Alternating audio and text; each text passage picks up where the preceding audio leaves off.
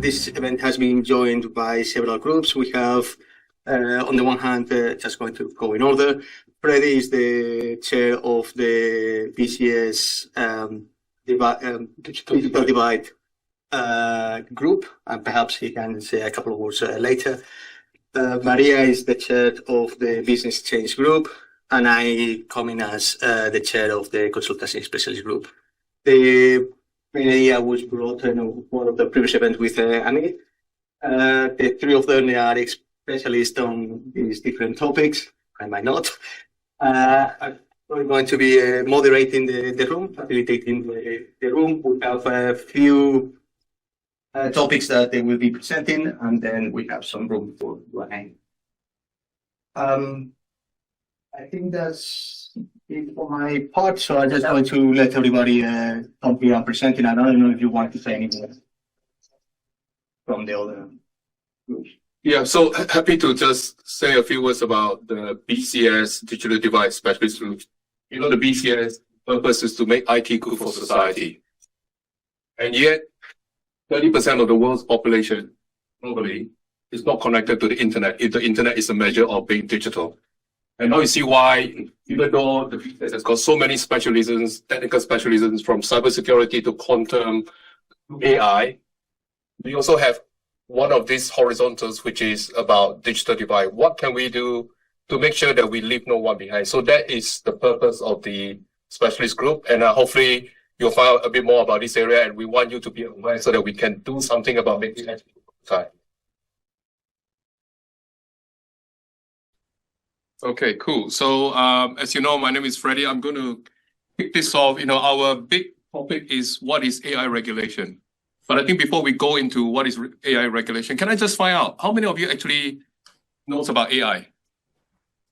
Well, quite a lot of people. Right. How many of you knows about AI regulation? I'm going to ask you questions. Okay, right. So it's good that we have a mixture of things here. Now, AI has got to a point where it's, if you ask me, I say it's more like the pandemic. Because how often in my lifetime have I experienced something that everybody will seem to know something about, the same thing that I know? For me, I see AI as a pandemic.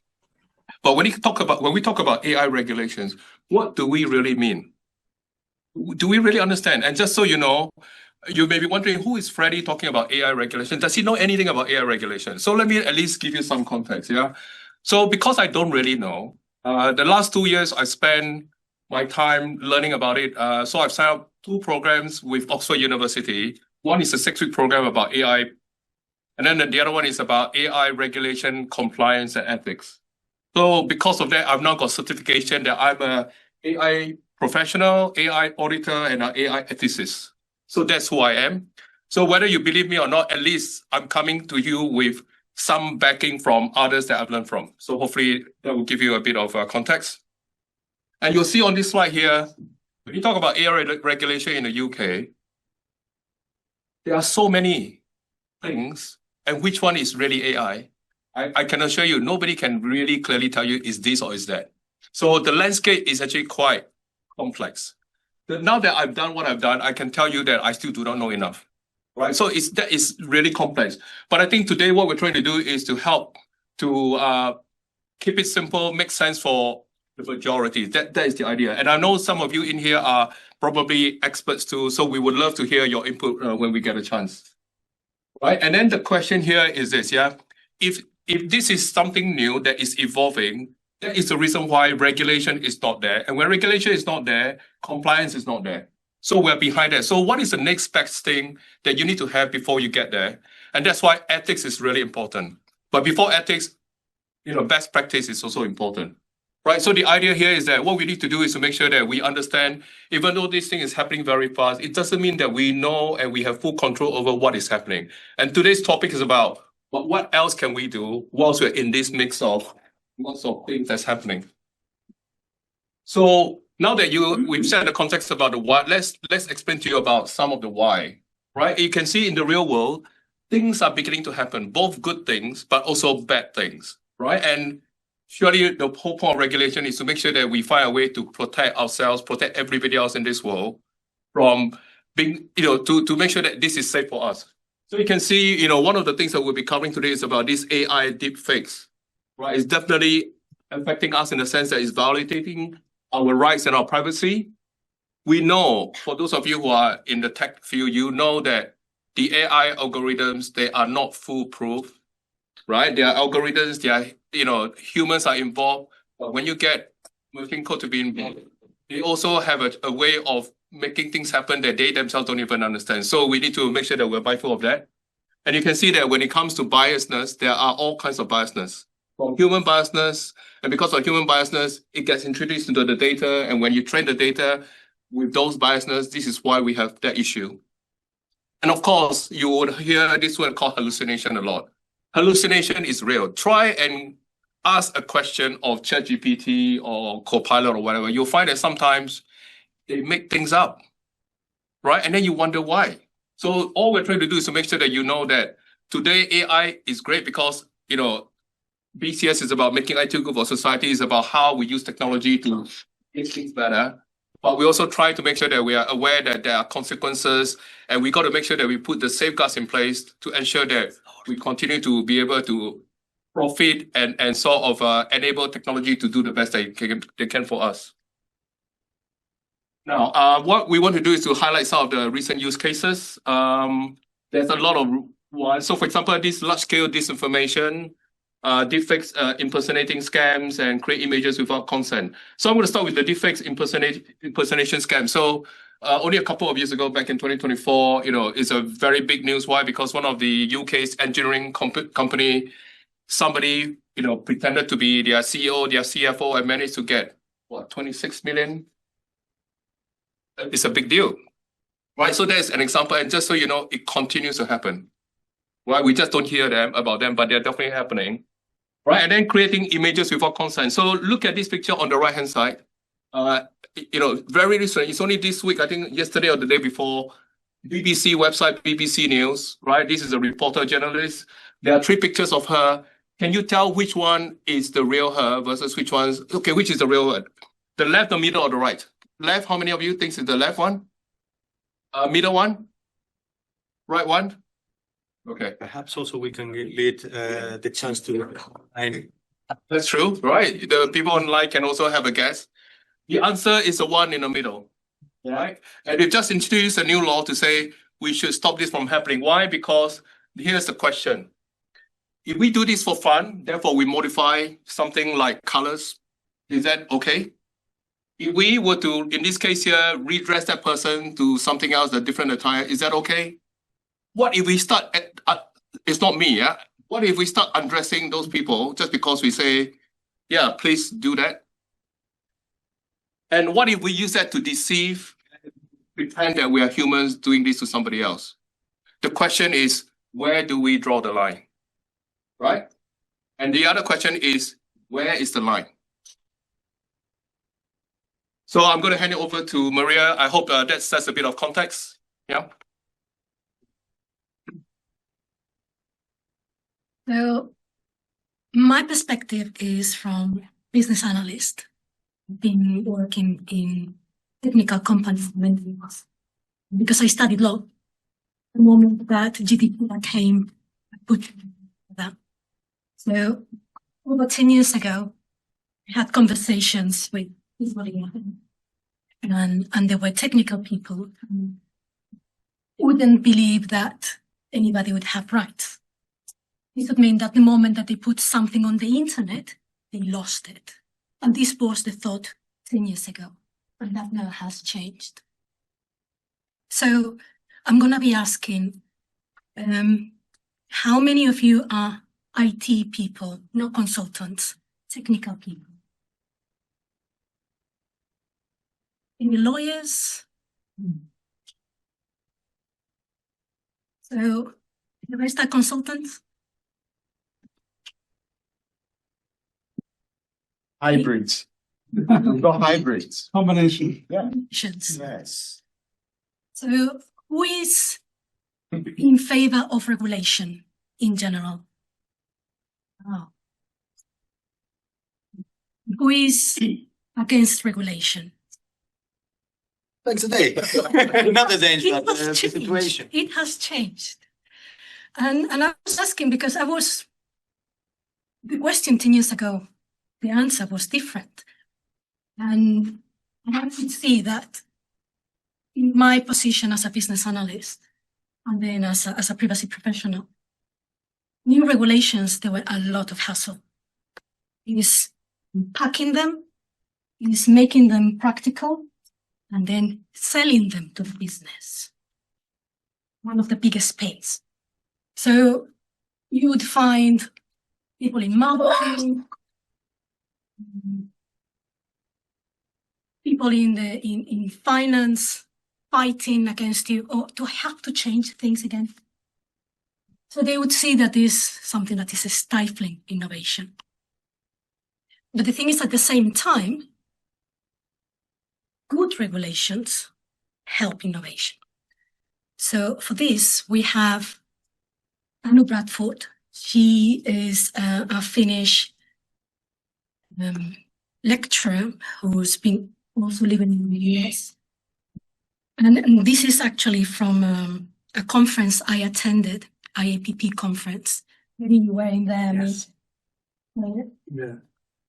And she did a comparison of how different was the EU with the US with China, and why there were different advantages in the US versus EU, were amazing at making regulations, and then how it's different in China. So I was using this is from a previous presentation, and I noticed that the last part has changed because things are changing in the US now. Actually, GDPR help innovation because it's asking organizations to be ramping up in security. Even if it's just for security, they will have companies would have to be innovating and getting rid of the legacy however they can, and knowing which data they have, because I have found that when I was working in launching the GDPR, many organizations, they were finding out which data they had and where didn't have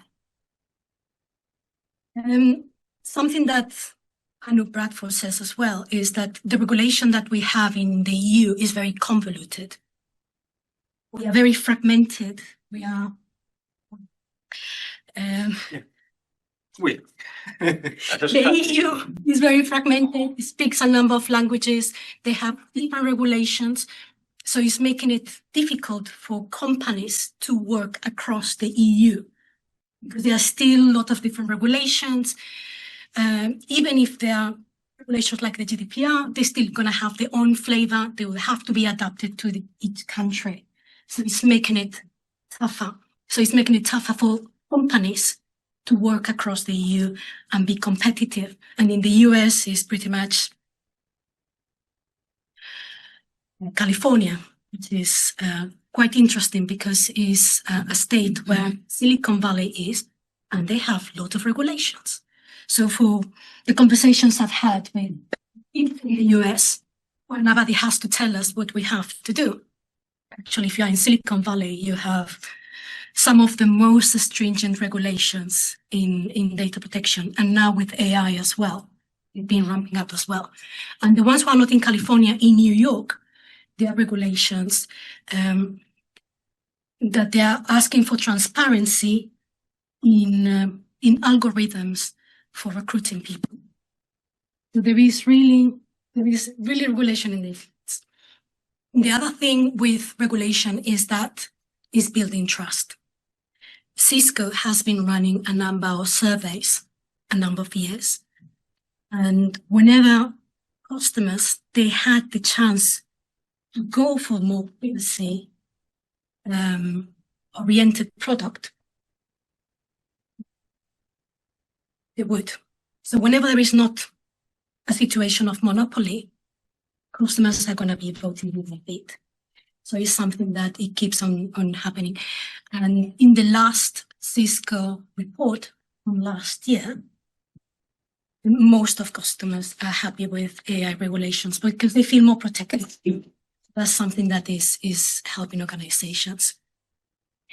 The other part that is for sure it has changed is regarding labor laws. There's how that has changed in the US with the new president. But definitely the fragmented capital market, there has bankruptcy. So there is a massive problem with bankruptcy in the EU. So if somebody creates a company and then this company doesn't work, the treatment is much harsher than in the US. So in the US, they're going to be keeping on launching companies.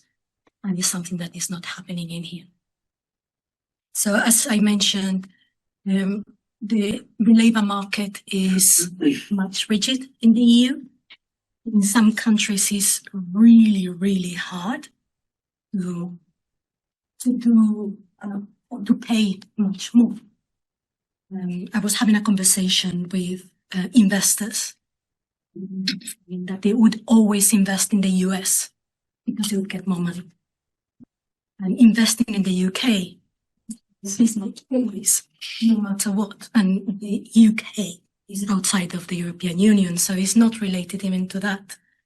It's how much of the regulation is convoluted in a way that is difficult to come out of.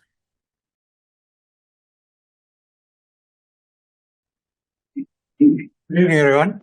My name is Amit Gadhia. Just by way of an introduction, I'm a lawyer and data protection advisor.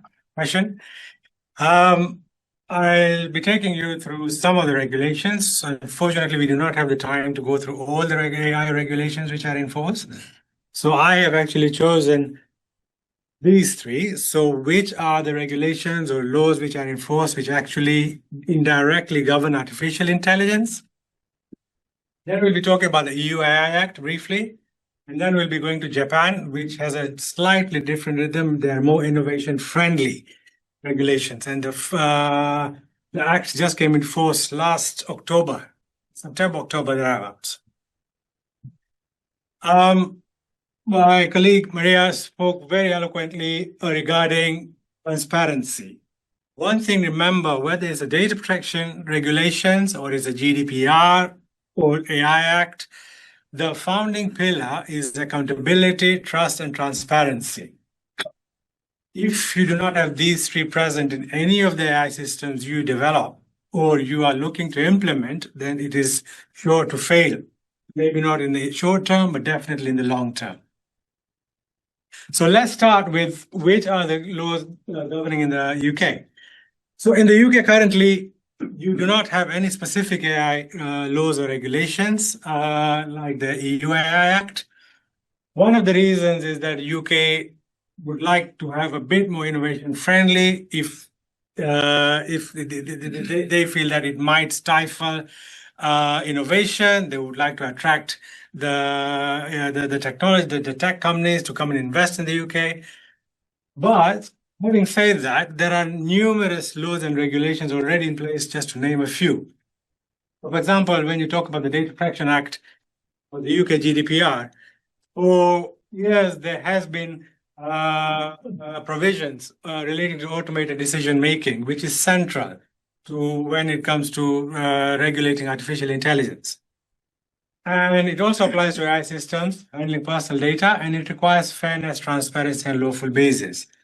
For those who are familiar with the GDPR, we come across consent, privacy notices, privacy policies almost on a daily basis. That is what it talks about. And AI systems are no different. They also require you to tell you how they are processing data, how they're using the personal data, what is the purpose, and eventually what are your rights when it comes to exercising your data subject rights. Try asking that to ChatGPT. Good luck. Then we also have the Online Safety Act, which came into force last year.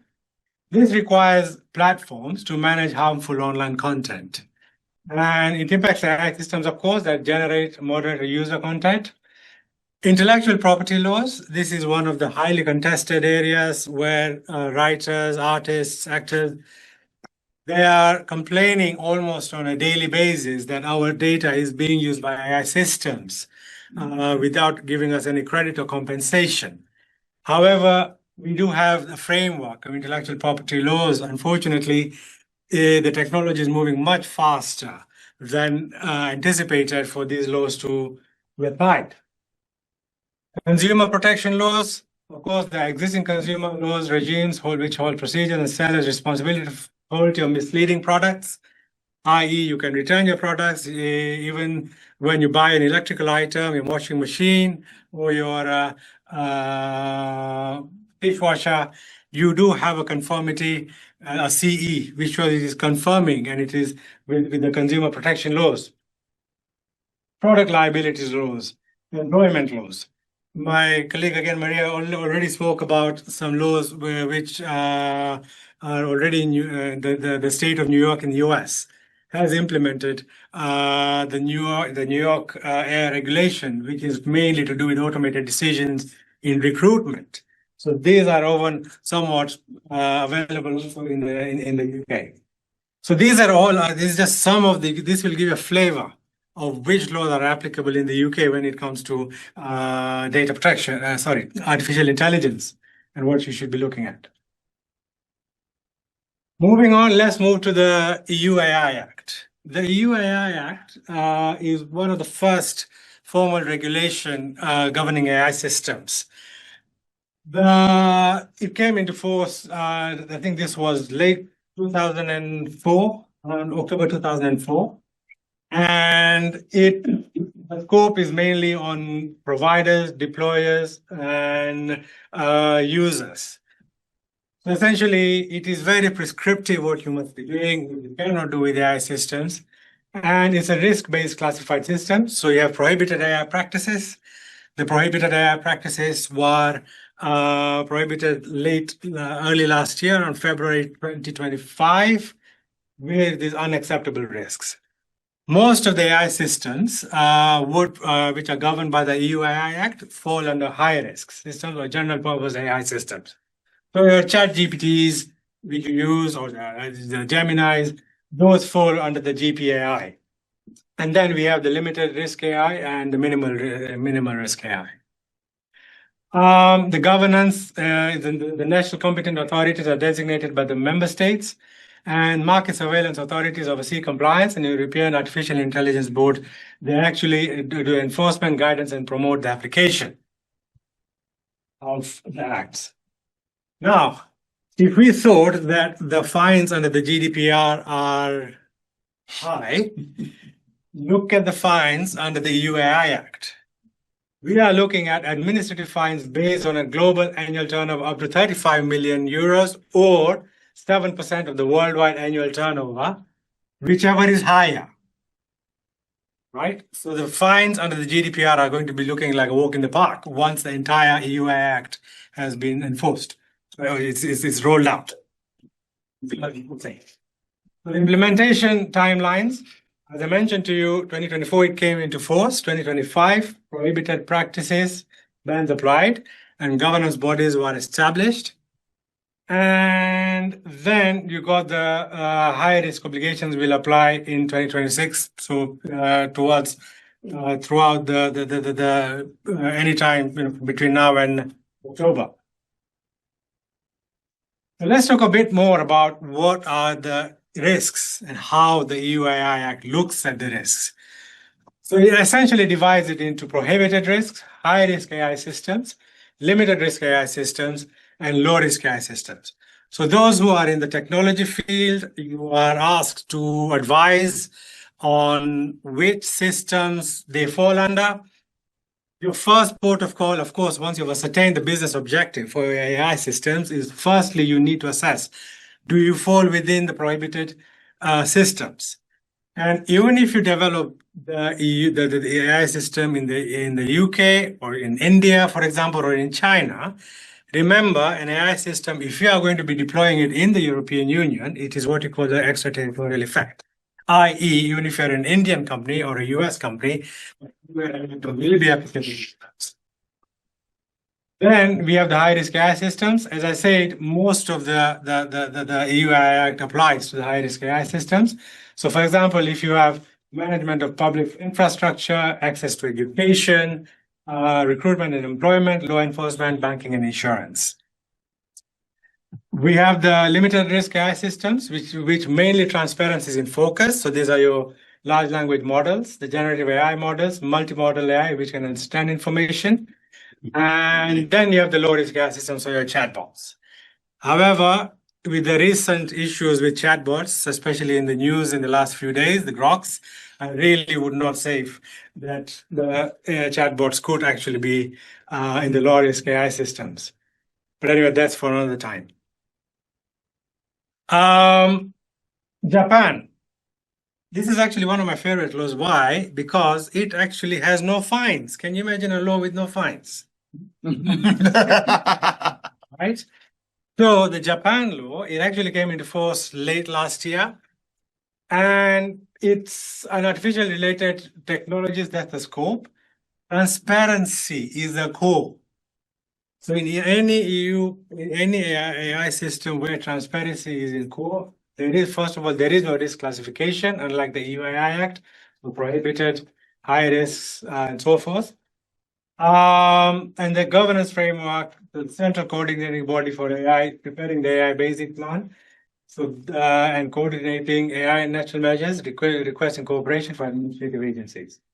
The implementation timeline, it was implemented from May 2025, and then it was fully effective on 1st of September 2025. However, having said that, in Japan, for those of you who have done business in Japan, reputation and trust is paramount. Right? So it's essentially just as equivalent to one of the highest fines should you tarnish your reputation.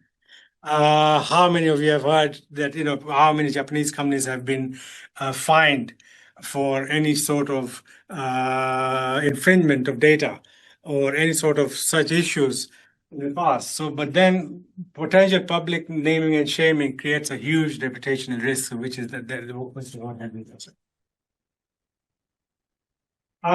So where do you start? When you are now looking at developing AI systems, the first step is, first of all, you need to classify and do an inventory, do a risk assessment. By the way, Maria also spoke about data laws in US, in California. The data protection laws in California, yes, are one of the stringent. At the same time, they've also developed the Frontier AI regulation, which was late last year. So even in the US, despite the fact that whatever the government may be saying, they may be saying that we do not wish to have AI regulations, New York, Texas, Colorado, California, and I believe there's one more, already have the state AI regulations in place. And more or less, they're very, very similar. So first of all, starting with, you have to start mapping and classifying the AI use. So similarly, what are you processing? You do your data inventory. How is your data flowing? Then you identify the regulations which are applicable. From there, look at which are the applicable laws. So you may think it is only the UAI Act, but certainly you also need to take into account the sectorial laws. From there, you make sure you look at what the human oversight of security is very important, especially if they're high-risk AI systems. Then you apply the tiered obligations, you have the high-risk assessments, and then build transparency. So here you have your privacy notices, policies, procedures, training, and then test, monitor, and improve. Before you start deploying, you must ensure that you start your deployment tests. And most importantly, especially if they're high-risk AI systems, they have to have a continuous human oversight, which is required under the AI Act. Of course, then you develop what you call the incident playbooks. There are going to be incidents. It's not if they happen, when they will happen. Data breaches are going to happen. How are you going to handle such breaches if and when they happen? And then finally, governance and accountability. Who is going to take ownership in the event things go belly up? And there has to be a board oversight. Right? So this gives you a quick flavor whenever you're developing any AI system, whether it's low risk or high risk, and of course, prohibited high risk, prohibited systems are out of question. Great. I think with that, we will now go to Q&A. We have the other sessions now. We have the other three sessions. Yes. Okay. So any questions so far before we start with the other sessions? So we're going to each talk about a topic. So We are going to go to the next three topics. but I don't know if we. Does anyone have any questions regarding the few things that we have discussed so far? Yeah. So, And I mean, perhaps. the Labour government has said they want a balanced view of regulation. Lord Holmes has been pushing the government in the House of Lords for this. What is being very clear is three key things: language, behavior, and trust. We can look at it from an ontological perspective, you can look at it from an epistemological, but we do know that AI, whatever flavor of AI, I'm not talking about generative AI now, I'm talking about artificial intelligence, is a public social technical system.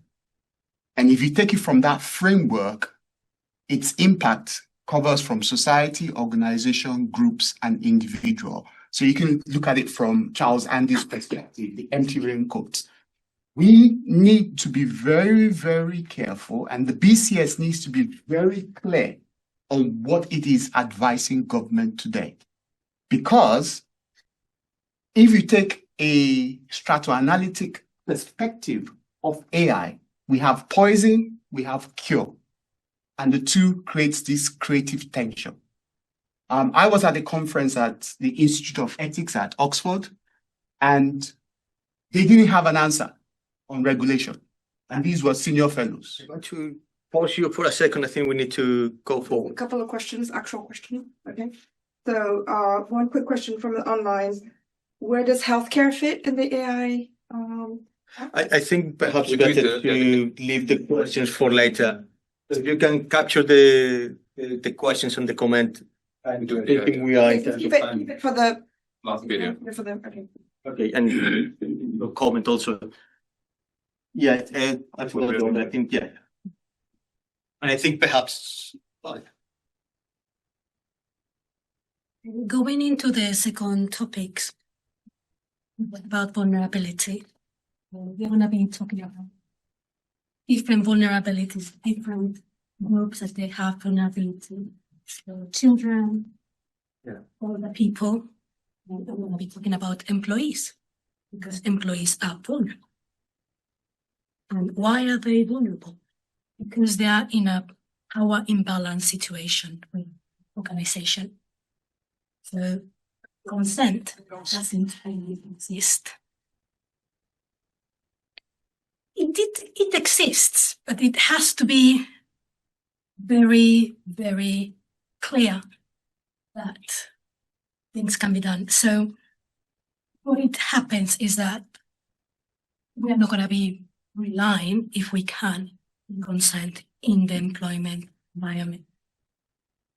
So I'm going to be talking about employee privacy, surveillance, and consent.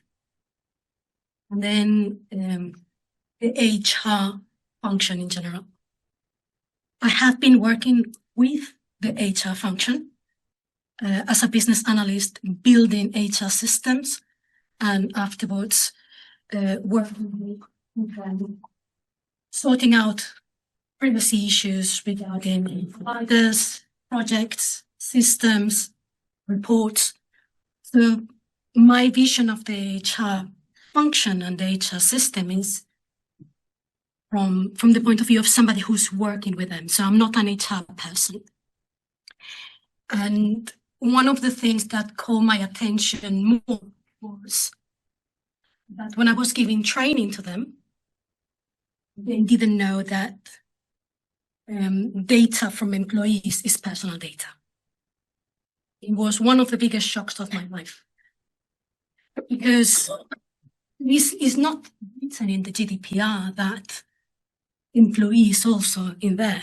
It's because he's a person. So a person can be an employee. it's true that depending on the country, there are going to be different regulations regarding employment. So there are going to be different flavors of privacy depending on the country. And I was a global practitioner, so I had all the different flavors in the world. But there is a lot of data about employees. And this is from the moment that they are candidates to the end. So it's the whole employee life cycle. Examples of employee data is anything that is regarding recruitment, anything that is in the employee records,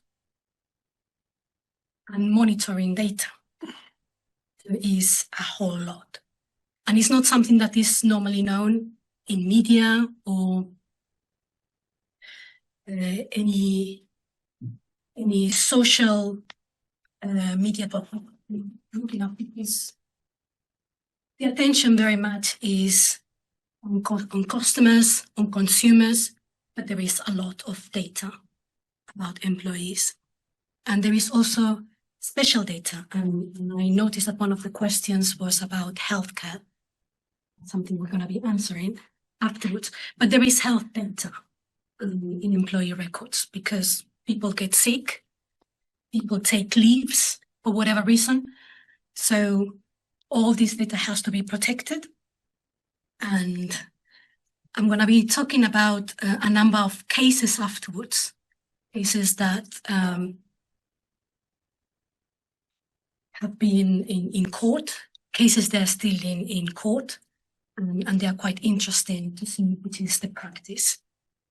So the lawful basis I was mentioning before, consent is not going to be the right one because it has to be a real choice. And the employee also has to have the chance to not give consent anymore. So normally the legal basis, they're going to be legal obligation, HMRC of paying tax, contract, so somebody works, somebody gets paid, and mostly legitimate interest. I've been doing a lot of legitimate interest assessments on a lot of the work that the HR people are going to be doing. So regarding employee surveillance, is something that started to pop up even more during the pandemic because people were not in the offices.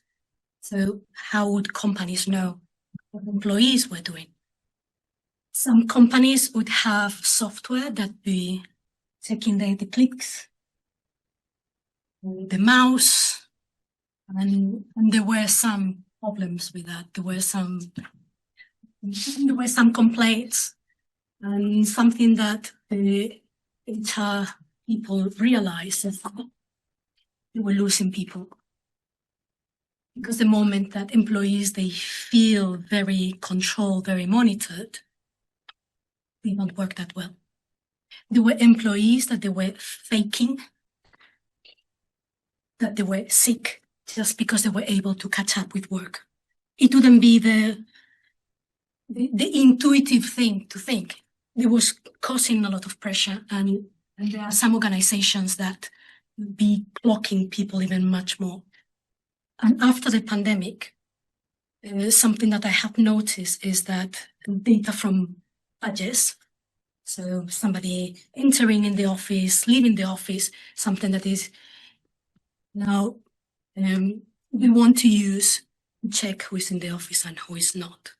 So there is more control in that sense. And for that, we have to carry out these legitimate impact assessments to ensure that it's not used for anything else.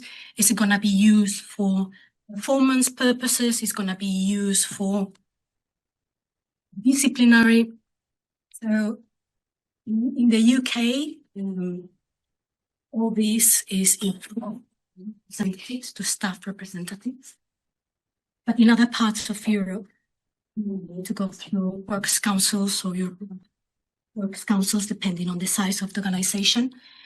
And in countries like Germany, you're going to be finding power position, and you would have to even change the contract that they have with employees. So depending on the country, surveillance can be much harder than in the UK. UK is an easy place for surveillance. Still, there are a number of guidances. There's a very good one from the ICO. And it has to be proportional. It has to be for a reasonable purpose. So it's going to be for security. If it's something that it goes beyond that, it has to be a reason because somebody is stealing something, because there is a crime.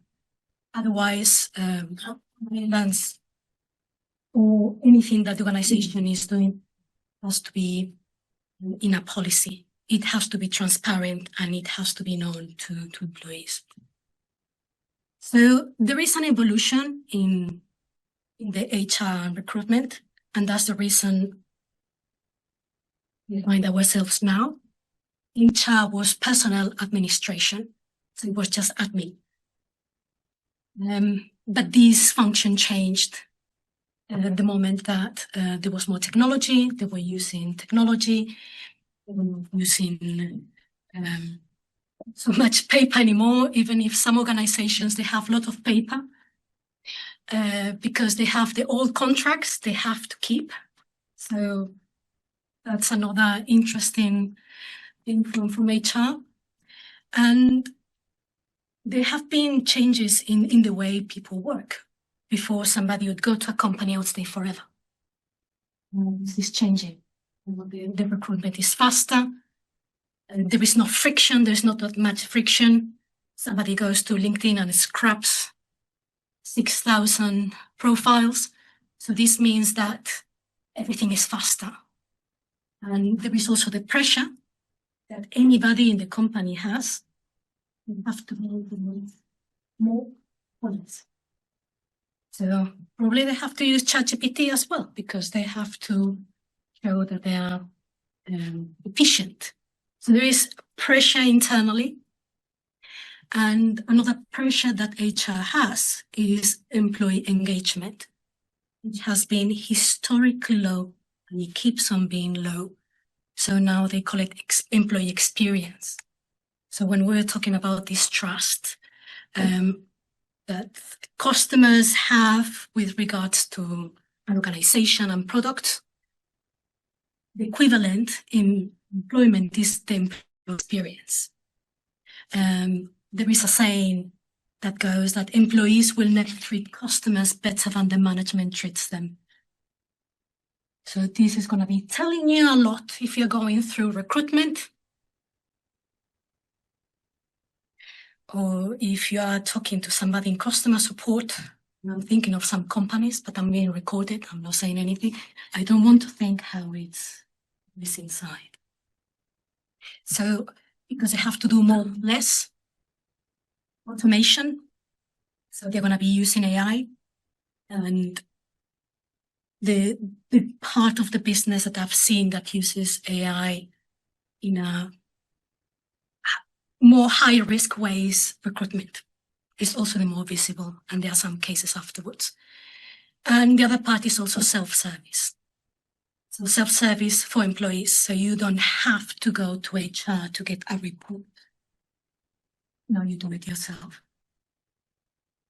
So I'm going to be focusing here in talent acquisition because I was reading an article last month, and I'm going to be talking about it afterwards. There is audio interviews conducted by AI. And it really looks and sounds like AI. Also the sourcing tools and technologies, writing job ads, with ChatGPT assessments, and chatbots. So the main challenge of using AI in recruitment and also HR, and this is across the globe, is bias. Even if we have different regulations across the world, and in places like in the US, there is no expectation of privacy for employees in such a way that if you're working in the US, somebody can open packages for you. If somebody sends you something at work, they can open it. You cannot expect that that package is going to be closed. But something they have to be looking into is non-discrimination, and there are regulations in the US against discrimination. So bias is the main one. And this is important because the data that is used to train models be very biased, be very historic. It's the past. And I'm going to be talking about this technology. It is part of the problem. I've seen that many providers now, they all have AI because they have to. We are in the hype of AI. Everybody has to have AI. Now, how that AI is, we still don't know. Sometimes it's not even clear to them, because if they are using a frontier model, if they are using an LLM from somebody else, this is coming secondhand to us. And sometimes I've been talking to providers and they just direct me to Gemini. Okay, thank you very much. It's very helpful. So the ethical implications, they're always there in anything we are doing. And this is related to diverse teams and training. Mostly for that guy, I'll never forget when he said, oh, employee data is personal data. So talking about some cases from the past, and sometimes it's not just the company, it's a disgruntled employee. Some years ago, there was a senior auditor at Morrison's who had a grudge because he went through a disciplinary. So he decided to download the payroll data of 100,000 employees on his personal USB and upload it. So, yes, there were over 5,000 people who were claiming against Morrison's. And very interesting case in H&M in Germany, because Germany is incredibly stringent in where the GDPR roots and H&M was collecting a lot of data of employees and adding it to the record. It was conversations they would have that they were not meant to be part of any conversation they'd have with a manager, health information, personal information from any absence that they would have. And the big problem is that they were using this to make decisions about promotions, anything related to employees. So yes, they got £32 million in fine, talking about fines. IKEA in France, one of the things that it has some protection is the criminal past. Because after some time, these convictions, they are spent.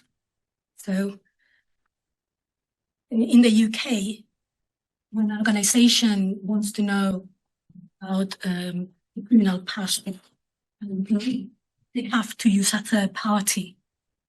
And they wouldn't know about the criminal past of that person. They would know if it has something or not. And they don't know what it is. IKEA France, they were using a third party that had information from the police. So they were able to snoop on criminal past of people, even the bank account records. They got much lighter than H&M. They got €1 million as a fine. And these are cases related to AI. And this was in 2018 when AI wasn't as sexy as it is now. It wasn't the hype. So Amazon was creating their own algorithm to hire people. And they were noticing from the beginning because they had the historical information that it was sexist. And they were trying to improve it. Didn't. They were not able to, even if they knew that it wasn't right. So in the end, they scrapped it. But it took at least 2 or 3 years to do it. I don't think the situation has improved that much. Workday, this is a case in the US. This is a man, a black man, who has gone against Workday because he was testing the system, and any time that he was doing applications with Workday, he was getting rejected. So it's a complicated case in there that now I'm not going to be opening up, because Workday is the one that is providing the system. I was talking about providers, but then companies, they would be able to fine tune Workday, and still in this situation, different companies all using the same system, it was getting the same result. So it was a tricky one, and it's something that it could be happening in here as well. And I wanted to finish with the AI interviewer. Is it cute? AI. So there was a video of 27 seconds, but we don't have time for that. But if you can, this is from last month. It's a BBC News, and it's really scary. You can really feel it's AI. I wouldn't be able to do an interview. We'll put the slides and the so if anyone wants to do the video.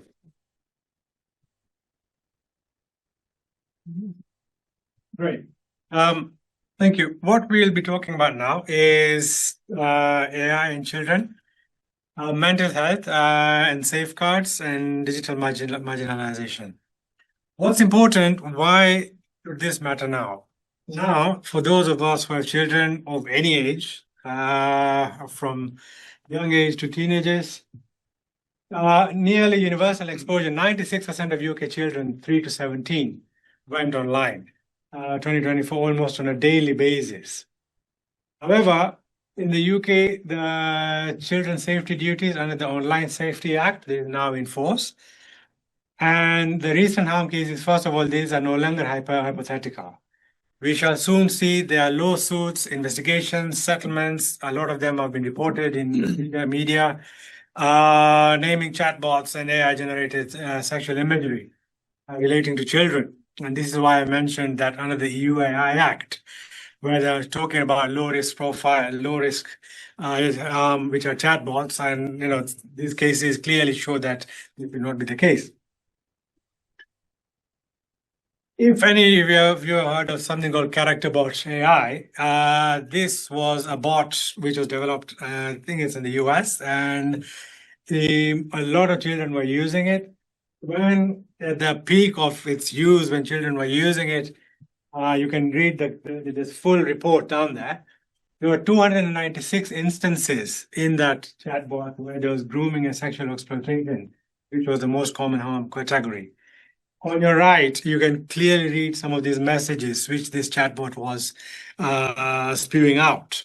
This is to the children who really do not even understand what's happening. 173 instances of emotional manipulation and addiction of character AI chatbot. There's not a single week I go in the tube, almost every 2 days, I do hear school children talking about how they are talking to AI chatbot. And it really breaks my heart and says, where are we getting to? These harms are real, these harms are serious, and they are getting worse by the day, right? Just last week, Google and OpenAI, and of course, they reached a settlement. This boy, he was addicted to talking to ChatGPT, almost 7 to 8 hours a day, if not more, and he committed suicide. The parents squarely say this. They filed a lawsuit against OpenAI, allegedly saying that the OpenAI was responsible. We don't know the truth of the matter. Before that, settlement has been reached just last week. Character AI and Google agreed to settle lawsuits from families alleging teenagers were harmed after interaction with AI chatbots. So these are clear cases which we have. You can clearly see some of these things are quite serious, and children's data has to be taken seriously. Some of the highest fines globally against major tech companies is for infringements of children's data. What are the regulations here in the UK and the EU? As I said, we've got the Online Safety Act. These platforms have a legal duty to serve children, include expectations around strong age checks for harmful content categories. But Australia has actually banned social media for under 16s. And it's actually working quite well. And there was a discussion just in the LBC the other day that why doesn't the UK government follow suit and ban social media for children under the age of 16?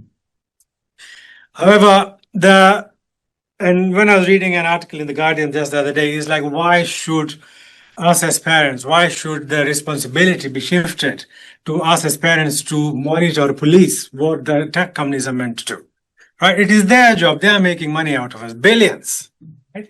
So it is their job that they should be monitoring and making sure that they actually take care and against all these harms for our children.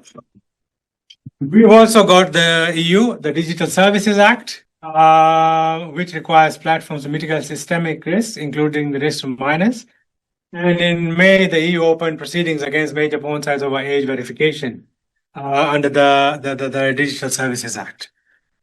Even in the US, we've got regulations. They have now reintroduced the Kids Online Act. I think that's what it's called. In May or September 2025. So the point is, actively, globally, there are major regulations which are going to come forth, and you see some of the highest fines for data breaches, which will be relating to infringement of children's data. So these are some of the fines, which, just some of the few fines over the last couple of years, which have come forth when you talk about infringements of children's data.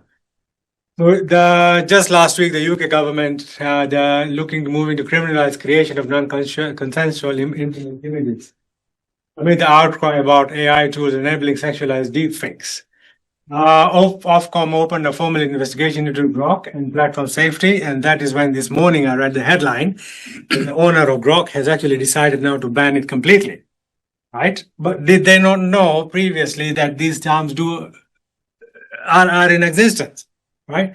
Why should they be under so much pressure till they cause so much harm to public and children, till they have direct pressure from the Prime Minister?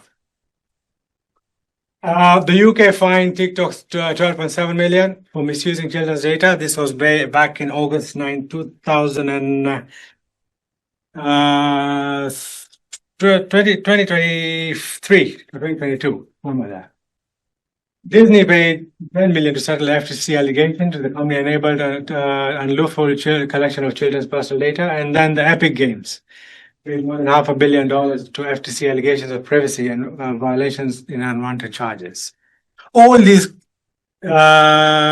allegations for infringement of children's data have culminated into settlements. Why have they not been heard fully in a court of law?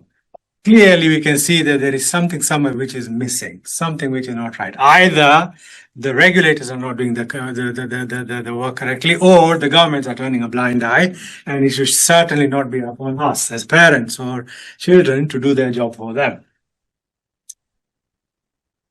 So what does good governance mean when it comes to children's data?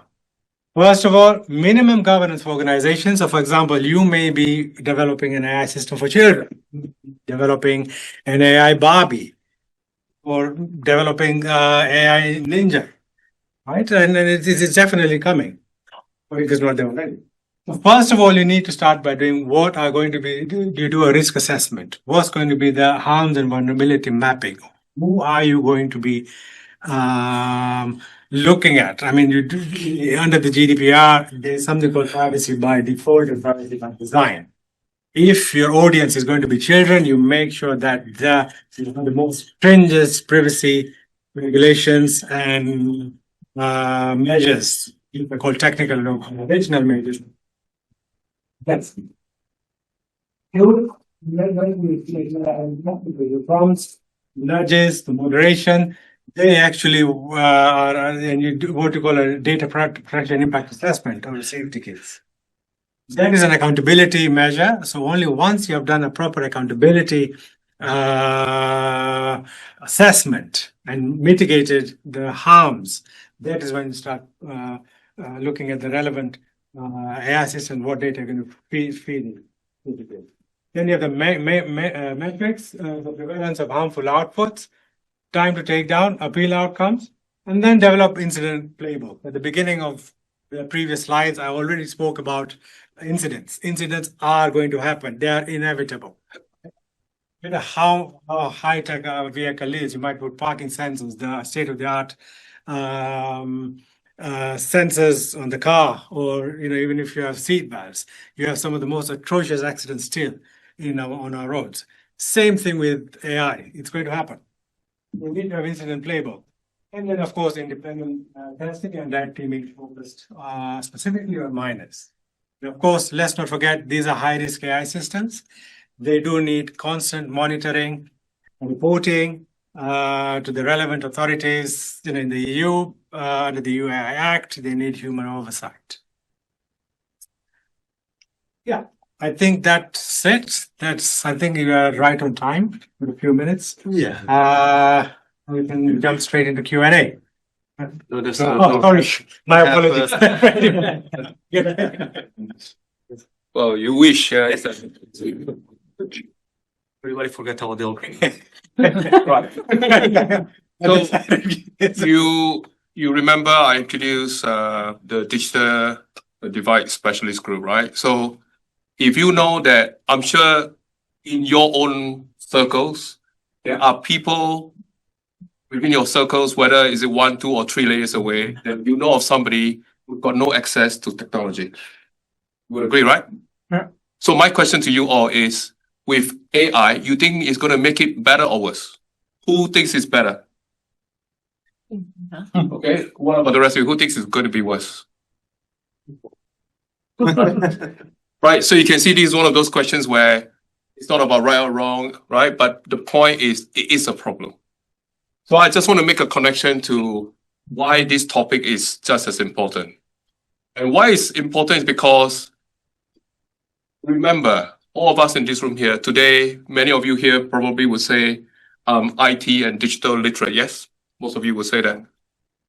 But the day will come where it will be beyond most of us in this room. Because aging is a process that doesn't bypass anyone unless we are a robot. Right? So AI will continue to live on, but we are the ones that are going to be left behind. So this is why it's so important that we pay attention to what is going to happen, because it's going to happen to us. And what can we do now to do something about it so that it doesn't happen to us? Yeah, if that makes sense. So if you look at some of the risks that is involved that we've got to be mindful of is, when we design system, we've got to make sure that it represents everyone. I started my career in publishing before the internet was here, just so you know. When the internet came along, I was one of the first to build websites for publishers. And what was really interesting was that, who were we building the platforms for? Who are the users? Are we building it for the real users who are the researchers and the scientists and the students? Or are we designing it for the sort of librarians who are paying the bills? And I find myself building the solutions for the wrong people. So that was the first time. And then the second time was, I realized that I was still bidding for the wrong people, because the people that were using it are the young researcher students. But the people that has been very successful in their lives, they do not want to have anything to do with the internet. I see this cycle happening again. Right now, we're seeing a lot of people that says, let's just design it for the people that really needs it. And who are they talking about? The ones that maybe probably will spend time in Costa and Starbucks. I remember when I was building systems in the past, we say, how do we know we got the right requirements? Oh, very easy. We just decided to do a sort of a focus good user testing at Starbucks. That was the test. But who goes into Starbucks? Not everybody. So I think that's one of the points. Yeah, this reduced social engagement is a really interesting one, because it's sort of a two-sided. One side is that you were talking about children, talking to the chatbot. They get so used to it, it becomes a lifestyle. right? I'm sure you would agree with me. The younger generation is getting less and less skillful with social interaction because they're so good at with digital. So that's one side that will increase isolation. But if you look at the other side too, for those today who are not connected, what's going to happen? All right, we saw a show of hands that people who are not digital today, no digital literacy, AI literacy is going to be another barrier towards their ability to get online. Then, of course, when it comes to building systems for humans, right? We talk about high-risk systems, right? High-risk systems means that, they know about us. But today, actually, they know a lot about us, maybe about only the things that has been known. What about the things that is not known? Right? What about the sort of population that has not been well represented? So, for example, France. I mean, you'll hear that countries build their own language models. France is one of them. They build their own open source language models. Why? Because they are trying to build a model that is fit for purpose for the French language and the French culture. That makes sense. Why should they be using an Americanized version for their own? Do you see what I mean? Singapore did the same thing.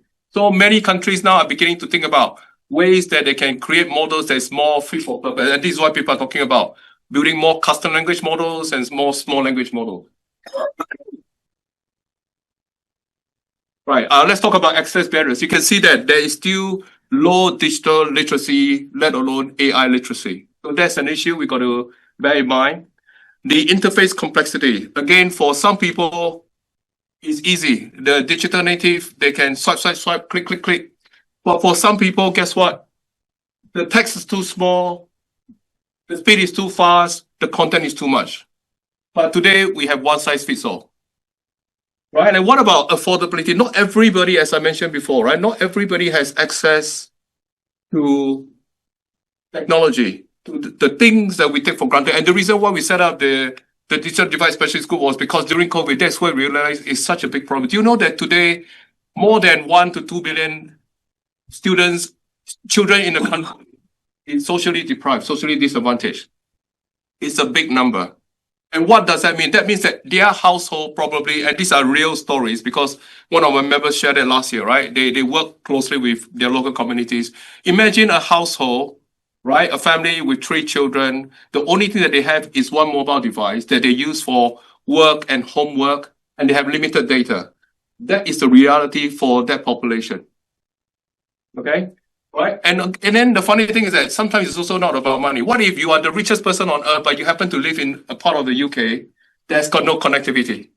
Money can't buy that. Thank you. Yeah, unless you can buy something. Right. And then, of course, now let's talk about the things. So here are some inclusion strategies. So what is really interesting about this is, as I go through them, I want to make a final comment, right? Co-design with older adults, meaning get them involved in the process. So there's been more and more research that I've seen that are doing these kinds of research, and they've learned so much about. And by the way, this is why, okay, I'll bring the point now, right? Co-design is not just about older people. Co-design is just the principle of making sure that you design the solution that's fit for purpose for the audience that you're targeting. Right? So you can see this point is not just about older people. Second one, accessible interfaces. Same point too. So think about the 20% of people in the UK that's got learning difficulties and disabilities. Are we going to exclude them? Right? So the upside of it is that technology and AI potentially can solve these kinds of problems that in the past was not possible before. Right? Community-based digital literacy program. This is a really interesting one because again, it's not just about older people. If you have people who are on the neurodivergent spectrum, either with autism, ADHD, or any other sort of conditions that we are beginning to know more of, guess what? The way they learn, the way they interact is different. And sometimes people need to be left alone, but sometimes people do better when they are with others. So again, let's think about the kinds of things we can do, not just for older people, right? And last but not least, policy and standards for age inclusive. Again, I hope you can see, even though the topic is framed around older people, it's not about older people only. It's for everyone. And this is why, even with the digital device specialist group, when we first started, we started because we were addressing the needs of the socially disadvantaged because they were not able to get to school, getting online education, all those things. very quickly you realize that actually this affects everyone, all age groups. And on that note, I will hand over to Antonio. Right, thank you. Thank you, Freddie. Yeah, so we're going to start the Q&A sessions. I don't know if Maria will be able to take over, or we have Simon also online for the people online. We were people talking, the gentleman was putting a comment, and I think we had a few questions. We don't have a lot of time before closing this, so perhaps. Original question about where healthcare fits in the AI Act. Yeah. So we have, you had two questions, right? There was one that one. Okay, so maybe we can start with healthcare. And the other one was: are there any solutions and regulations that are more effective? Okay. Can you repeat the question, because?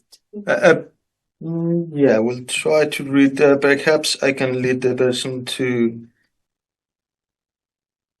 No, just repeat them, because I don't think. Yeah, I will need to find it. But yeah, so the first thing was about healthcare regulations, and the other one was about if there is any approach that is more effective in terms of regulation. Probably for that, we might need a little bit of context, because more effective for what? For innovation, is normally more effective to have more flexibility, and besides, regulations can play an important role. When you want to have more safety, you may want to have more regulation, but also may have some hiccups that the panel discussed. And I think we have the gentleman earlier making also finalizing the comment. So I'm going to go with the two questions, the gentleman, and if there are any other questions in the room, perhaps I go in first online, and because we might need to close this. Yeah, and Antonio, the exact question was from Alex Wilson, and he was interested where in the AI Act does healthcare usage fit? And I think actually it's quite an interesting point that I don't think the implications for healthcare were being brought out in some of those more detailed explanations earlier. Thank you, Simon. So, does anyone want to start with healthcare? So first of all, when you are talking about using AI system for healthcare data, there are two lanes you need to follow. First of all, from the data protection perspective, because health data is actually what you call special under the GDPR. And if you are going to be using a health AI system for purposes of, say, diagnosing any sort of conditions, obviously you need to feed the AI system with health data. So, couple of recommendations. One, if you are going to be, well, first of all, this is not legal advice. It's simply. You're a lawyer. I need this kind of So it's very important to put in what you call that, to feed the AI system with anonymized or aggregated data. Or even better, even if you call what they call synthetic data. For those who are in, techies in this room, you know what synthetic data is. However, we all know that it is difficult to get real healthcare, accurate healthcare solutions when you use synthetic data. So better to use aggregated or anonymized data. That is from the GDPR side, and obviously you need to have your consents, your accountability requirements, your procedures, retention periods, and that whole package goes on the GDPR side. Come on this lane, you have the EU AI Act and various AI regulations you need to be complying with. So first of all, that is without a doubt higher risk AI system. So obviousyou you will need to look at, map out your data, look at, do a risk assessment, ensure that you do a post and pre-deployment testing, have your transparency obligations in place. So that's a whole set of obligations there. In between, of course, you have the medical regulations, right? Which also needs to be taken care of. So yeah, of course, AI, I mean, I've been talking to some friends in the US. One of my friends, his father was undergoing, I think it was stage 4 cancer. And the doctor said that, look, we cannot treat, we can only put them in the care. And he said no. And he actually then decided to put all the father's data into some frontier AI model, a frontier AI system. Frontier AI system is something which is not tried and tested, and basically he put everything in there, and fortunately he came up with some solution. Right. So honestly speaking, though we want regulations, but then if you are going to be developing AI systems, if you put the regulations in parallel, make sure they are proportionate, you make sure you have all the data, the transparency obligations, trust obligations. I do not see any reason whatsoever why you cannot use AI systems for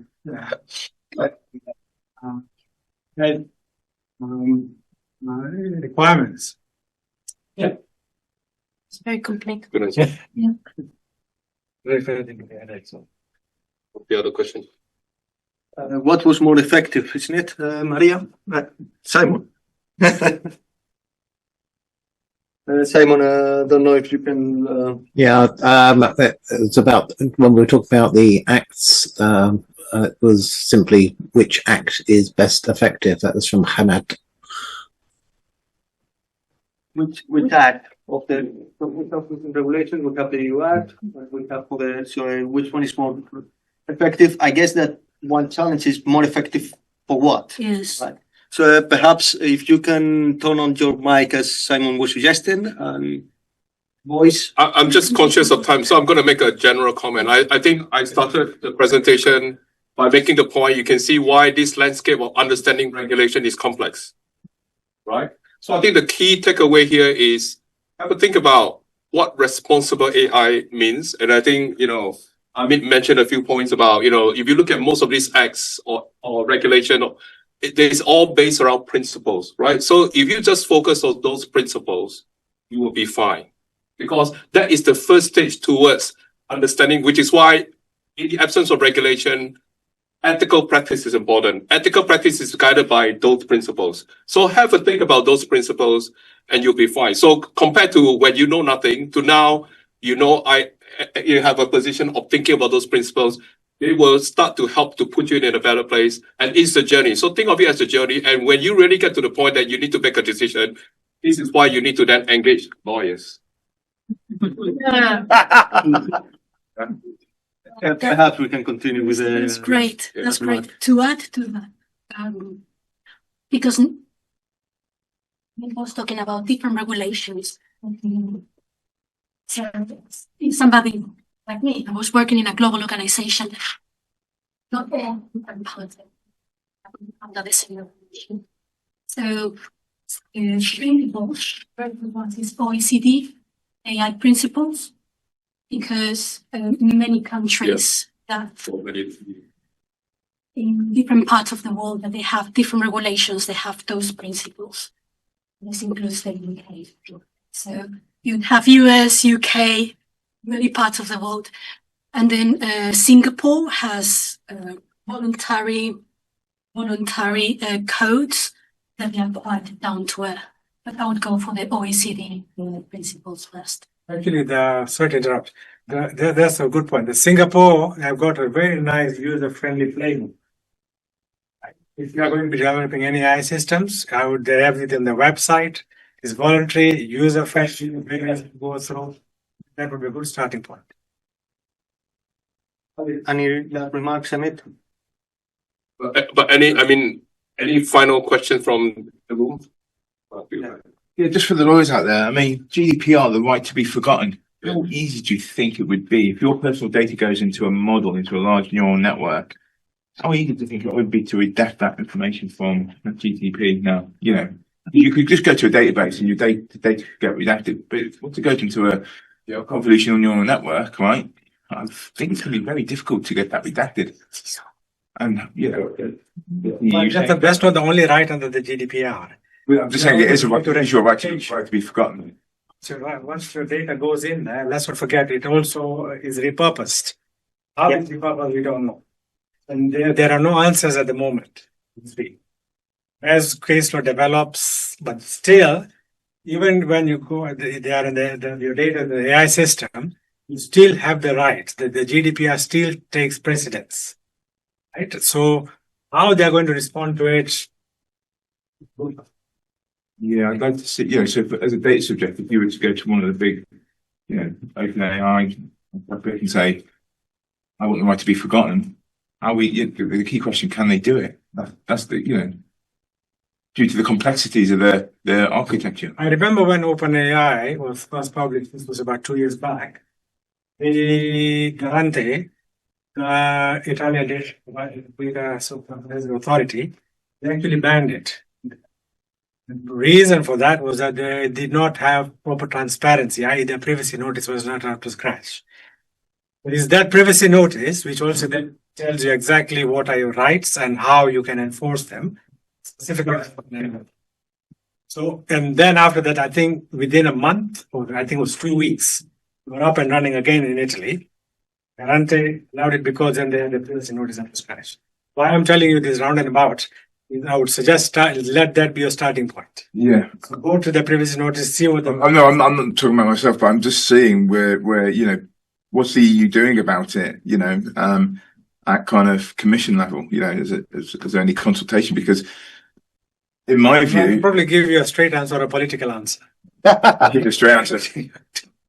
Well, at the moment it's difficult to say. The thing is, as I say, there is always a conflict between data privacy and the data which goes into the AI systems. Because apart from the right to be forgotten, even the issue of data minimization, the issue of aggregating data, how data is repurposed, there is still an ongoing debate. So I think it remains to be seen how they are going to interpret this. Yes. And then the lady. So just in terms of people using AI to do interviews, and the fact that bad actors, they're using AI for bad purposes, how do you sort of guard against an AI interview stealing your data and using your information to help steal your identity? The issue of stealing identity can be with any AI. Yeah. Companies that they are using, these third parties that they're doing interviews, they should have safeguards in place. And they should have done red teaming. So looking for bugs, looking for ways that they can, inject and they can retrieve this information that maybe is the way they could delete your information. Because it can be, bad actors, they could get there. So the idea is that they have done the security and they have done red teaming. So that would be the short answer for that. Then a longer answer, or an alternative answer, is that whenever there is automated decision, you would have to have the right to understand why they have made the decision and asking for an alternative. I think it's more, I was more moving along the lines of being cautious during AI interviews. Yes. I mean, it's almost impossible, right? I mean, you're right, maybe from the company perspective, but if there are so many bad actors there, on LinkedIn, here, you apply for his job, come for an interview, it's ultimately, I think, ourselves responsible. I think, just to add to what, the reason why I'm sitting down, I mean, we in the enterprise architecture, SIG, are sitting down and looking at the operating model. And we know that the operating model has to change for all these things you're talking about. So the reason why I threw that at the very onset was what we are beginning to find is the questions we're putting to shareholders, the board, about AI and the use of AI in organizations. And you have to look at it from that perspective because the law currently right now and the jurisprudence to support that is about organizational actors. And it's the law that makes that happen. Now, Article 14 of the EUI Act now talks about agency oversight agency. And we have this split between humans and AI agency. Now, you are lawyers, you know, when you now talk about agency, how agency can, you know, articulate into. How do I track agency when an AI that has been trained to do something does something else and hallucinates to do something else? Now, what we're beginning to find out is that we're looking at process intelligence, augmented intelligence. We're beginning to see so many different elements. And that's why I talked about poison and cure. And it comes from pharmaceuticals. In drug discovery, we're beginning to find out that we both have the poison and we also have a cure. And it's that creative tension where people like us in technology who design these systems have to be aware. And I think the BCS course, we talked about ethical AI design. I think everybody around this room should go through that course because It's free, by the way, for members. So yes, it's free for members. It is very important for us. become a member if you're not. So.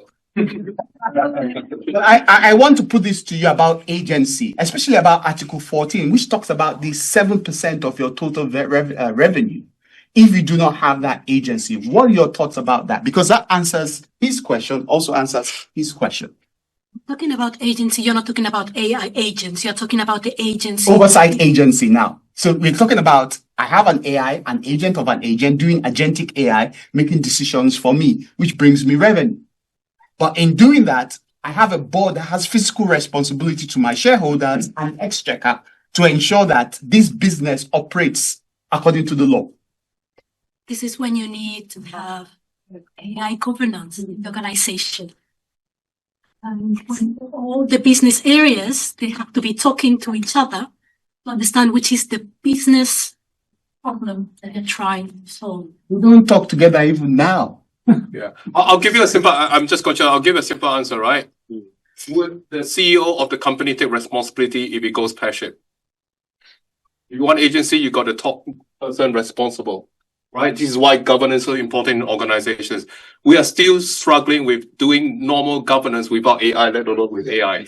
Right? And look at the Horizon post office scandal. Yeah. Right? When you talk, It's a great example. explain So- what you're talking about. Yeah. So good question. Let's continue this after this because we have something lined up very nicely. But can we just take the final question from the lady at the back? So I started off having one question, and I think there's been a really interesting debate, and thank you for the talk as well.